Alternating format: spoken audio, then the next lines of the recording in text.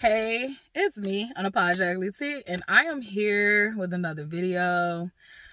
I don't even know if I had a time because I'm about to break fast in a little bit, and I probably shouldn't even be feeding this negative energy, but I had to get it out.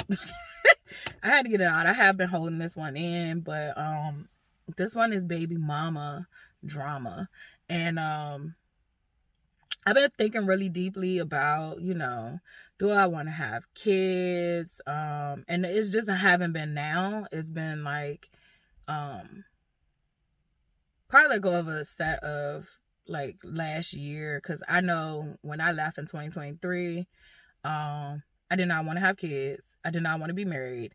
I did not want to be with anyone seriously. I just wanted to kind of like have a companionship, and yeah, I was just scared to death of a committed relationship, and I was scared to death of, I just have been in bondage. I have been in bondage of relationships.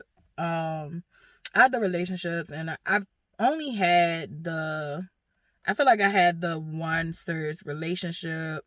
But I'll count my daughter father as a serious relationship just because a kid came out of it. But I don't, it was a year and some change. But I feel like I had one serious relationship, and I have had some serious, like, I had another serious, like, love, like a deep loving, but we were not a committed serious relationship, but like there was a deep bond and love there. But in 2023, like, I was just like, fuck, no, no, no more kids, like, after this one is grown, like, I just want to live my life, all that stuff. So, like, I don't know, like, the more that I heal, the more that I nurture and love myself, is the more that I feel worthy of having a committed partnership, the more that I do want to have kids with a committed person, a God-fearing committed person. And thinking of that make my feelings of if the person has other kids comes up. And so this video it was triggered. So my healing triggered some old wounds. And the old wounds was baby mama drama. And so, like, I really pray that, if the man that God has designed for me, because I already know he's already made and he's already out there, and we already love each other in the spiritual realm. Like, it's already a done deal. We're just, waiting for timing. And whatever, whenever that connects and there is a union, if that man has kids, I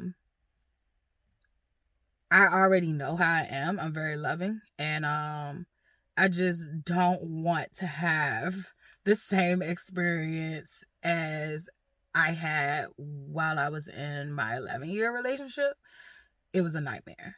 And I wanted to talk about how nightmarish it was, just to release it, and also hoping that it'll find someone who needs to hear it. I don't know. But literally it was a nightmare, and I'm such a loving person. I love kids. Like, that's one thing. I think because I was mistreated so much as a child, like, I look at children. I think there's only one child I ever met, no, maybe two, that I was just like, oh my gosh, like, that one gonna grow up and be a sociopath or something like that. And I think that is rare that this happens, so that makes sense. It's probably been two. Out of all the kids' lives I've been in, it's probably been two that I was just like, I don't know about this one, Jack. And prior to that, though, I had never met children that, like, I was like, oh, I'm gonna project any of that shit on it. But, like, it was some that it was two. Other than that, like, I love kids, and even still, when I met those two kids, I treated them with the same utmost respect that I treated any of the other innocent children. I just knew that, look, you are not innocent. You are playing the mind games of a grown up serial killer. But it was only two. Only two. The other ones, and I've met and interacted with so many children, like I just can't even remember them all. But I love kids. I feel like kids are to be protected. Kids are innocent. Kids come here. We are just to simply guide them. The older generations were trying to mold us, and we literally just need guidance. Far as children being brought into this world. So saying all of that, I love children. If the person that God has sent for me has kids already, my prayer is that there is a village mentality, because and I did when I first started these videos and I first started speaking about my feelings. I literally wanted things to be separate, like my child is my child, and I didn't even want to go through that dynamic. But like, I feel like I want healthy love, and I feel like if there have to be like a blended family, like it has to be a village, and it's my child included. Like there should be reciprocated love for all the kids. And so I just went through a horrible experience of what it was to be, you know, a step parent and all that stuff. Like, it just was like, ugh. So that triggered that within me, and I have some healing work to do around that, because I don't want to bring any, I've been very clear, I don't want to bring any of my toxic ways into a loving, healthy, happy relationship. So let's get to it. So me and Dante, I always told y'all, like, we met in jail. That used to be hard for me to admit. Like, but you know, I wasn't too, like, I was embarrassed for, I guess, like, a certain group of people. Like, because some people knew. Some people didn't know. Like, I didn't care. It was, you know, like, my down friends, and they know. But, like, certain group of people, like, your colleagues and, like, you know, the world, like, you know, I used to be embarrassed about that. But, yeah. We met there. Very poetic in nature. Like I always say, disclaimer, I'm not trying to glorify it for anyone. There were very glorious moments, but there were also very nightmarish moments. So, all young girls and young men, beware. But y'all got your own paths and journeys. But, you know, I would say I would never want that path again. Very beautiful, but very nightmarish. So saying that, we met there. It was actually funny because one of my old classmates was actually his baby mom's husband. So literally, you know, I knew of his daughter and his baby mama. Like, I just knew briefly of them. Didn't really know them. I just knew of them. Just through that distinction alone. So when we did connect and all that stuff, like I said, I love kids. Literally became a teacher. Like, love kids, love working with kids. I just find having conversation with kids, you can be amazed if you're really paying attention, but a lot of adults don't even pay attention to what these little brilliant minds are saying to them. So I literally always wanted to have like a basketball team. Like the kids. I used to be like, you know, a starting five, and like, but I only had the one. So it was cool. Like, oh, you have a daughter. If I love you, I love your kid. There's just no ifs, ands, and buts about it. That's just how I am. Like, I can't date someone or be dealing with someone and not want their kid to be a part of the picture. That's whack to me. That's lame. And if you meet anybody that's like that, that's some wrong. Something wrong. Now, that, yeah, like something wrong. You might want to talk about that. You might want to end that. So I literally, stepped up to the plate of being trying to figure out what my role was, number one, because for me, the only modeling I had was my stepmother from my dad's. He didn't marry her until I was older, but it was his girlfriend, and I consider her a stepmother because of our relationship. She was very nice to me. It was fun with her. It was loving. She did not have to parent me. And if she did it in a nice, loving way, because I guess like she didn't have to deal with me all the time. So like she just gave me pure unconditional love when she was courting my father. And so I did get to see how that weaned it out, and once she got what she got and all that stuff. But I do think that she genuinely loved me, and that, she just was drinking the Kool-Aid of my father. So for me, realizing that, I never wanted to do that with my stepchild. So I was just like, I never saw my stepmom overstep her boundaries with my mom or nothing like that. So like, it was like basically cordial. So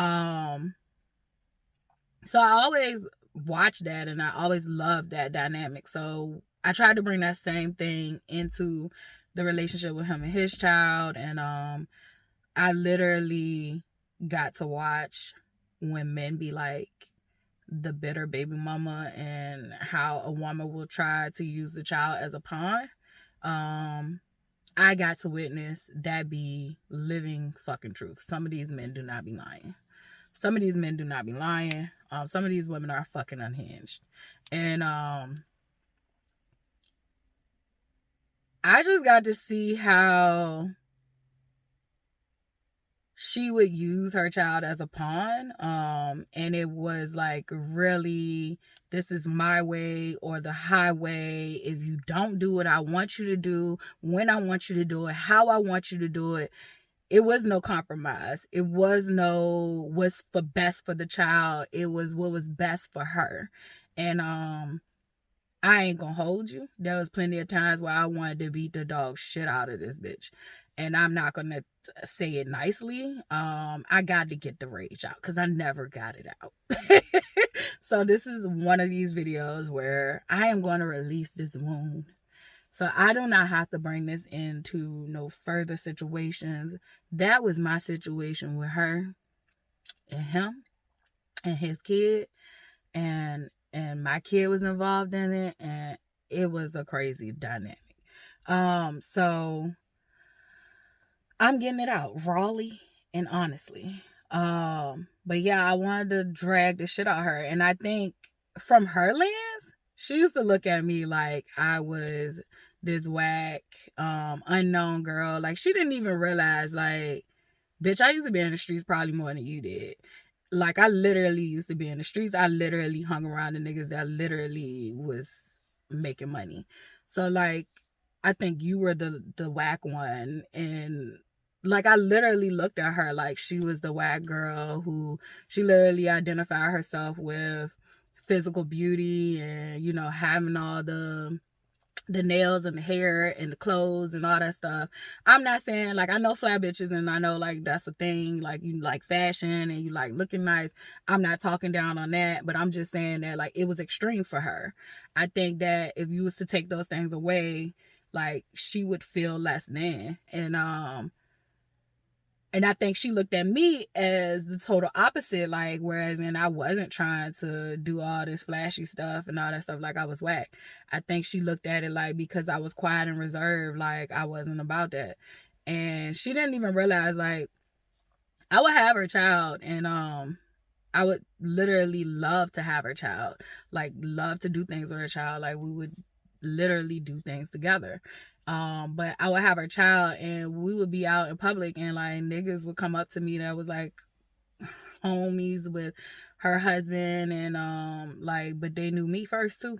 Like, they knew me too, and they'd be like, oh shit, like Nicole don't never have her kids. And I'd be like, what you talking about? Like, It was like, whoa, well, I just seen, you know, the little boy, he was with, you know, such and such, and shit, you got him out, you know, like, I hate dropping names, but I might bleep that out. But I'm gonna keep hers. I'll keep hers. But I'll bleep the kids out. And that's kind of why I didn't make this video early on, because I kind of felt some type of way. I was like, you know, out of respect for my stepchild, like, I didn't want to talk shit about her mom, but like, I need to stop looking at this like talking shit about people. Like, people who've done stuff to me, this is literally me telling the truth, and that's just that. So literally, this is how it first started out. Like, I would get the kid, I had no problem with getting her kid.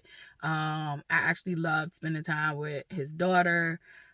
She did have certain like upbringings that was different from how I was raising my child. Like, she was being raised to be very materialistic, and like, I remember first meeting her and she was like bragging about like, I got all the Jordans, but yet your father told me, you know, like, you doing bad in school, so like, what we doing? Like, I don't want to hear about your Jordan collection and you doing bad in school. Like, what you gonna have in your brain to make sure that you can buy these Jordans when you get older?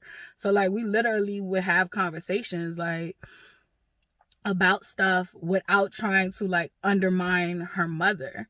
And so I would just be like, oh, well, you know, since it's a kid, I would be like, oh, that's nice that you have all the Jordans, but like, you know, how was school? So like, I would redirect her, like, well, how was school? And stuff like that. Like, or, you know, like, do you have friends? Like, we're gonna keep this kid, like, because I don't think a first or a second grader should be, you know, concerned about their shoe collection.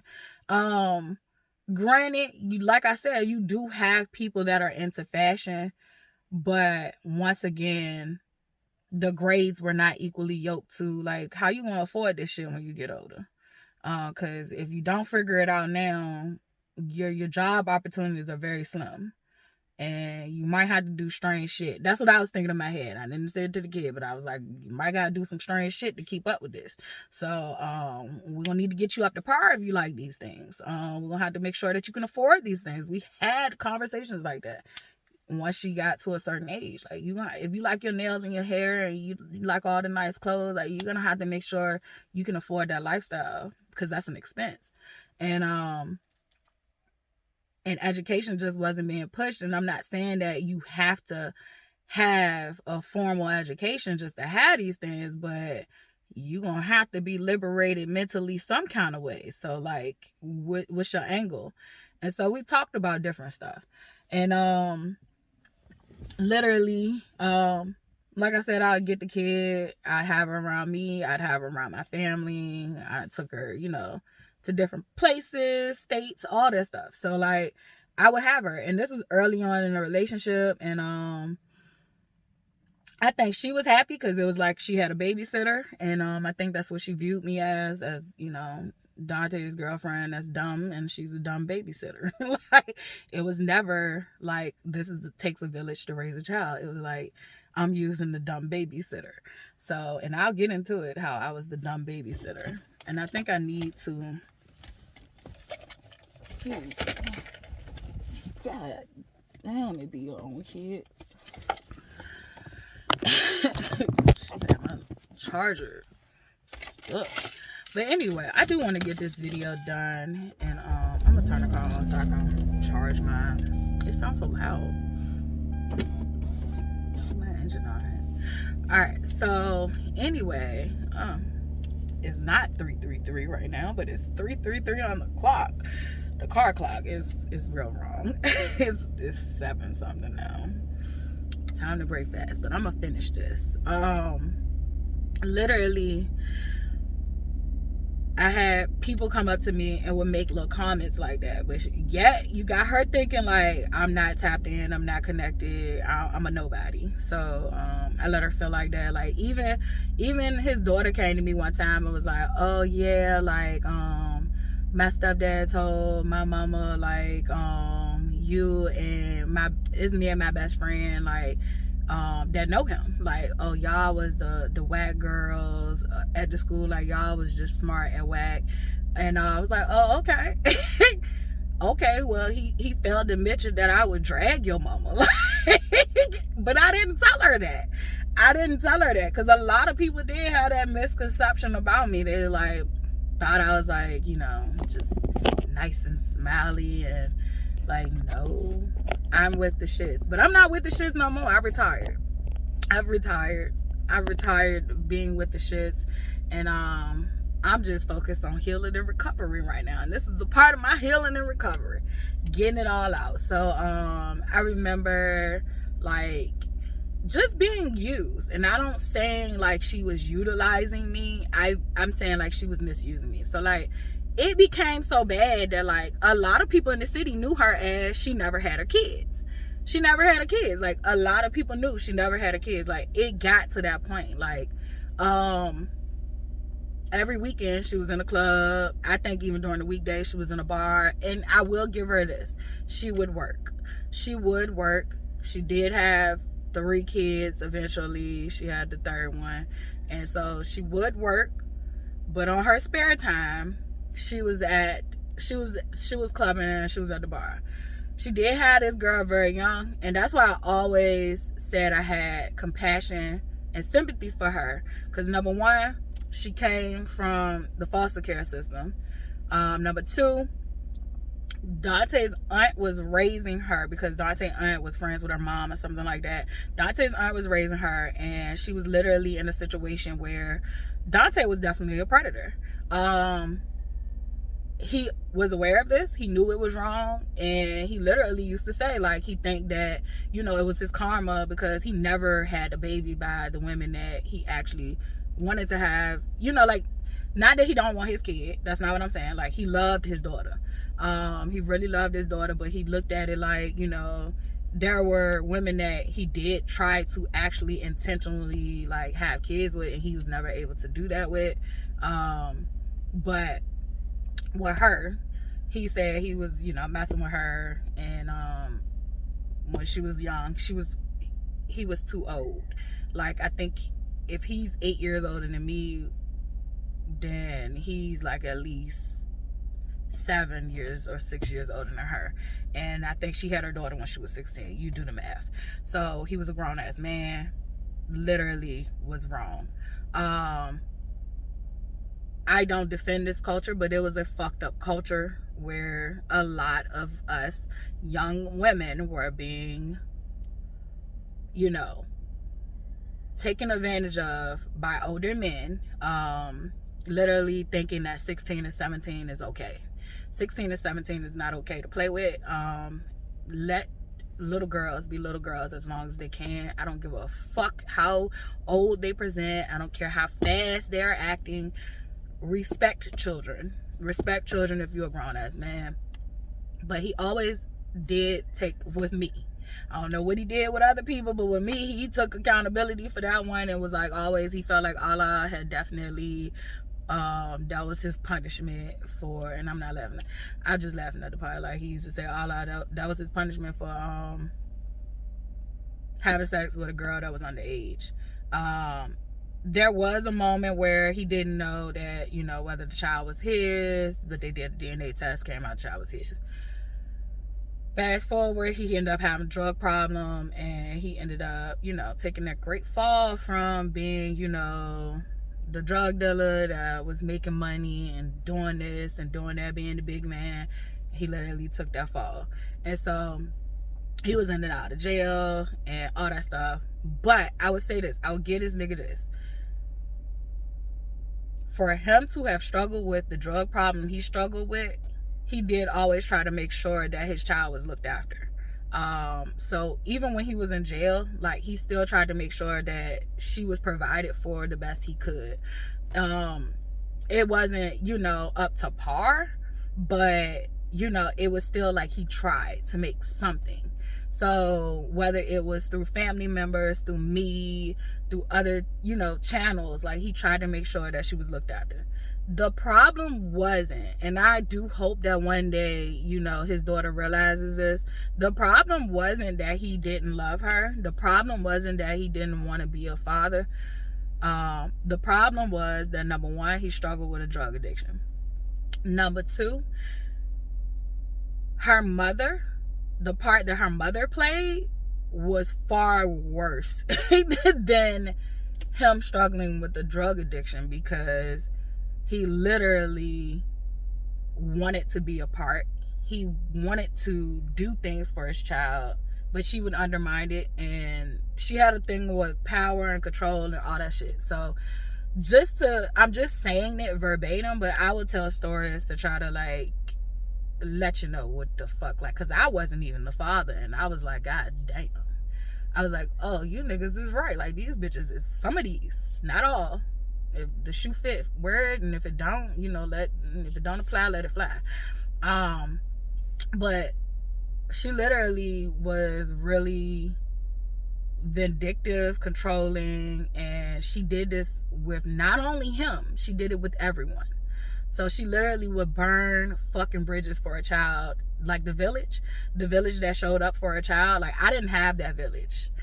She literally had that village and she burned it the fuck down. So, and I wouldn't say that I didn't have that village. I don't know how to take advantage of that village in a good way. She literally ran the village down to the ground. So I would say, like, okay, there were instances where one of the instances that used to get the fuck on my nerves was I don't mind being the babysitter. I don't mind, doing these things. I don't mind if your child needs help in school and, I can bring her up. Like, I already knew her child did not. She used to tell her child, because her child had sickle cell, that her child was slow, that because she had sickle cell, she didn't have to worry about school. Like, she had a check to rely on. Like, she used to do all that kind of shit. Like, and her child would come back and tell me there were moments where some people, because connections, like, there was moments where I was told that she was letting this girl think that she was slow. I have actually heard her tell her child that she was slow. And I was like, why would you do that? And it dawned on me that somebody probably was doing that to her when she was younger, and she's parenting from the way that she know how to parent. Because I don't know, like, she used to call her child ugly when I first met her. And I'm like, why the fuck is she calling her child ugly? Like, I wouldn't dare call my child ugly. And, like, she would literally be like, come here, little ugly. And, like, yeah, she would laugh. But I'm like, ain't shit funny about that. Like, I'm not referring to my child like that. You coming and pick your child up from me watching her all this time, and you greet her with come here, little ugly. Like, girl, bye. So I don't even think she was aware of the stuff she was psychologically doing to her kids, but it was horrible. It was hard to watch at times, and still I tried to just be like, where can I navigate this? Oh, she having problems with school? I'm a teacher. I can help her with that. We get the girl up to par with school. She came and lived with us at certain different points. It was twice she came to stay with us. And her grades were falling. She would literally come and stay with us, get on a schedule, get on a routine, and her grades would climb. We was never trying to say, like, it's because of you that she ain't doing good. We felt like she ain't have it to give to her, so how the fuck, like, we gonna just blame her like that. But she always took it to offense, or I think she felt like, this is just my opinion, this is not fact, but, like, from my point of view, I felt like she saw it as like an attack on her and her motherhood, and it was like, I don't give a shit. I am worried about the child. I don't give a shit what you feel guilty about, you're not doing right, or you're doing wrong, or what you're doing the best. I don't give a fuck. All I can tell you is that you do the best at, I'm gonna give you this. What I could give her is she kept the kids fly. She kept the kids fucking fly. And if she won an award for that, she gets an award for keeping the kids fly.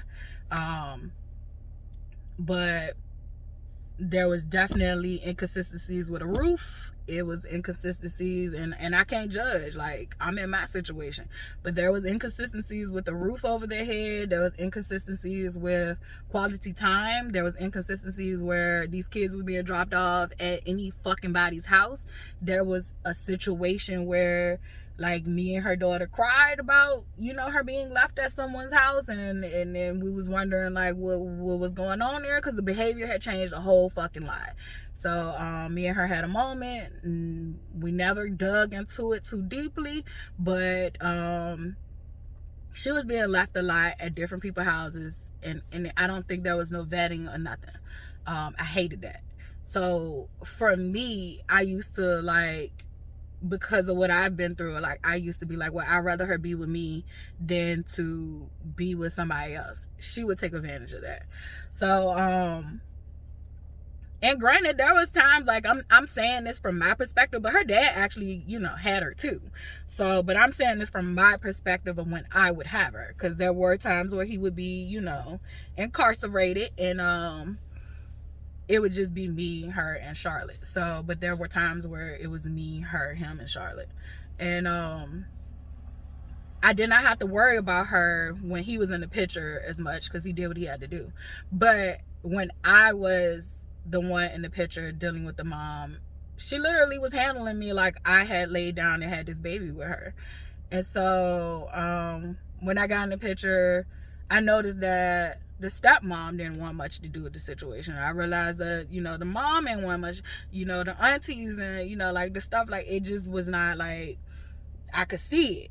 Then I started to hear the stories, and then I started to like, and I still didn't judge her. It came to me, you know, like just being the end. So one of the ones that was like, you fucked up, and I gave her grace.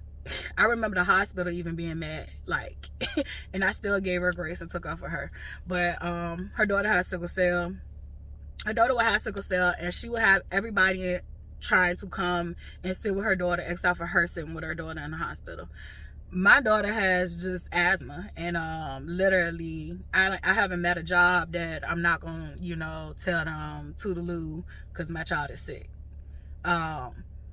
She would literally make excuses about why she couldn't come sit at the hospital with her kid. I had me sitting in the hospital with her kid. You know, and there were times where Dante would come sit in the hospital with the kid. So it's like, this ain't about him being a father. This is about me and my role. Literally, bitch, I didn't sit down and have this baby with you.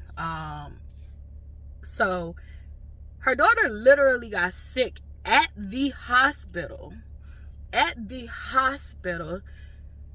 These are the women, I just want to say this disclaimer. These are the type of toxic mothers who hide behind trying to say that the father is not a good father, when they're literally doing everything they can to block all the real help that they need from the father support team, and from the support team that actually finds them. She was not one of those people that lacked help. She just needed to learn how to fucking help herself. Because God would give her help, and she would literally misuse it and take advantage of it. And I'm at the other extreme. God would give me help, and I would just totally be like, I'm too afraid to take advantage of this help, because like, what does that mean? Like, what repercussions will come from that? All that stuff. So like, I was at the other extreme. So I don't judge her, because I definitely know that this is deep rooted, and it definitely comes from the cycles of abuse that she did not break. And she definitely was projecting it with her kids and herself. So her daughter was sick in the hospital. She worked at the same hospital that her daughter was sick in. Do you know, guys, she would not come sit with her daughter in the hospital. She literally called us up, which I don't care. I don't care that you call us up because your daughter is sick. Definitely would be there. My problem was bitch, you worked at this hospital that your daughter was sick in. And you was like, you couldn't miss no more days, because you had already missed days from doing whatever the fuck else you wanted to do. And that's your business. But that's not the kicker to me. When we get there, you know, the nurses talks to her father, which legally they have the right to do. And, you know, they're telling him all this stuff. And, like, she never made sure her daughter ate right. I don't think she was making sure her daughter took her medicine right, because she literally would put it on her. I don't think an elementary school child should be responsible of their own, you know, medications. Like, she would be like, well, she's not taking her medicine, and I keep yelling at her, telling her to take her medicine. She's not taking it. Literally, winter would come, the girl wouldn't even have a proper coat. Like, she would be dressing her like in these cute jackets, if she had a jacket. And like, we literally would have to like tell you know, we're gonna buy you this coat, like you need to wear the coat. It don't matter whether, you know, it's cute or not, you need to wear the coat. Like, this ain't about it matching your outfit, this is about your health. So she never really had it in her to teach her about her health around the sickle cell and none of that. Because she literally could have done things better, like eating healthier. It's not gonna stop it, but it helps. She could have made sure she was taking her medications on time. It's not gonna stop things, but it helps. It's a reason, you know, that they do talk about these things. Being cold is a big one. Being cold is a big one. Having the proper, you know, warmth is a big one. Literally, like, they literally suggest that sickle cell people get in heated pools, because just being in a regular pool was, and I didn't know that. Like, I would take this girl for the summers, and I had to learn about sickle cell from having her, and I didn't know that. Like, but she would come out of the pool shivering and shaking, and then that's when I learned that, like, oh, that she's cold, like she can't even regulate the temperature. Yeah, just not even having coats. Like I said, having J's, and having, like, I remember one time she went over to his brother's house before his brother passed, and you know, he had to call him and was like, man, you know, she got on holy underwear, like, I don't know what y'all doing. Like, he was real with that shit. Like, y'all need to make sure, like, you know, she got the right underclothes. It's a shame that she got Jordans on, but she got holy underwears, and, you know, like, she would have, like, you know, the underclothes was not right. Like, it was like Jordans, no socks, and, you know, the underwear. I just was like, you know, I was embarrassed, because even though it wasn't my child, I'm like, I was embarrassed for her. I'm not saying that my child ain't showed up, you know, crazy, because, like, I literally have to throw my child's underwear away at this big age. But as a child, no. As a child, no. But now, like, at this age, if I see some holy underwear, like, I literally have to, like, rip that shit from her, because, like, I'm like, nigga, if you tell me I could buy bigger pairs of underwear, like, you don't have to wear these comfortable, girl, bye. And these going in the trash. So, like, but it was the fact that this was a small child, and she's bragging about she got all these Jordans, and you are hyper fixated on making sure she had all these Jordans, that you would send her somewhere with holy underwear. Granted, I feel like, as me and him being together as a united force, like, fuck it, don't say nothing about that shit. Like, buy her some new underwear. But his brother had already did it, so I was just like, you know, we can buy her some more, and we did. So basically, like, wherever there was a need, we tried to fill in, instead of just talking about her. So the hospital thing happened. It's something with the nurses and all that shit. Like, the nurses was pissed off. So one of the nurses came in there, and she was pissed off. She don't even, like, you know, I think they do know them there. Like, so they did know them there, and, like, this was a reoccurring thing, and she was like, just frustrated. Like, whatever she had saw, whatever had transpired, she was frustrated, and, you know, like, shit, MTV, they gonna do what they do. So she was just telling us, like, you know, that's a messed up. Like, she didn't do it in front of, like, she did pull us away, and she was like, it's really messed up, how she treats her, and she's, like, really short with her. I did get to see her be really short with her in the hospital. Like, she wanted goldfish, so she, like, threw the goldfish bag at her. Like, she was being really mean and nasty to her, but it was like this passive aggressive way. Like, it was like she was joking by her laughs, but in all actuality, like, your child is sick right now, and this is dangerous, and you're being passive aggressive with her right now. So literally, I guess, whatever, like, when we got there, like, stuff had transpired, and, like, the nurse did not like it, and she verbalized it to us. Like, she was just letting him know, like, she think that, you know, he needed to be more, and not, she didn't overstep her boundaries, but she was just letting him know, like, she won't it. She wasn't it, and that her mom was a single parent. Because I was like, yeah, she go through a lot. Her mom, she was a single parent. She got 2 other kids, and she just trying to figure out a way. Like, baby, I be giving grace. I don't be passing judgment. Like, and so I told the nurse that, and she was like, yeah, that's no excuse, because my mom was a single parent, and you know, like, she had a sick kid too, and she still had to show up for us. And I was like, yeah, you're right. And so she just had a conversation with us, and we would always get certain people that would get in our ear and be like, you know, you need to step it on up, not just, you know, be present. Like, you need to probably, it would always be suggested that we needed to get custody of her, or either I would tell him not to get custody of her, like try to take her from her mom, because I can't sit well with that. Like, so I used to just be like, you need to go fight for like partial custody where y'all share her. That way she still is with her mom, but she's with you too, and she's at least getting, you know, some type of like, whatever she's not getting from her mom, she could get from you. I just don't like the idea of jerking kids from their parents. And then we even had a situation where we talked to his biological mom, who he was taken from her, and she was like, no. And I respected that, and I listened to that. Like, don't do that. If you want to do it where, you know, y'all share her, but don't take her from her mother. So we definitely, you know, respected and heard that. And but there was a lot of people that just wanted us to take her from her mother. Like, I used to talk to my therapist about what was going on, and she was like, why don't y'all call like child protective service? And it was like, I don't know where the other two kids is going. Like, I don't, you know, I just don't, it don't sit right with me. I feel like it's one of those situations where like, there are situations where kids do need to be taken from their parents, but I don't know where that line is. So that's one of those situations where like I don't feel comfortable with. And I had a neighbor, I was telling her, and she said the same thing. Like, that was like, they looked at it like that was a lot of stuff that was going on was grounds for the kids that need to be with her. And so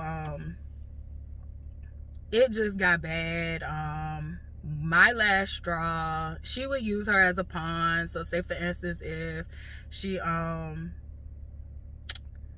it was never like any planning. It was always like last minute calling for help, but it was never like any planning, like, you know, can you get her, you know, like for this weekend, or can you get her for the weekend, or can you get her during the week? And mind you, I told you, like, she came and stayed with us. Like, she came and stayed with us twice.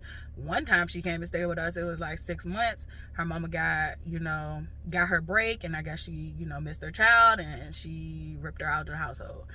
She told us she was getting her for a weekend, and we never saw her again.